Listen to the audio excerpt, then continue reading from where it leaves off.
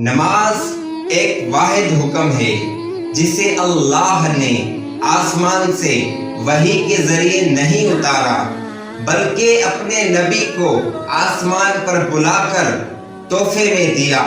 لہذا اس نماز کی قدر کرو، حفاظت کرو اور اس کو اس کے وقت پر ادا کرو۔ یہی نماز قبر میں آپ کے لیے شفا کا باعث بنے گی، روشنی کا باعث بنے گی۔ یہی نماز آپ اللہ سے آپ کے لیے سفارش کرے گی۔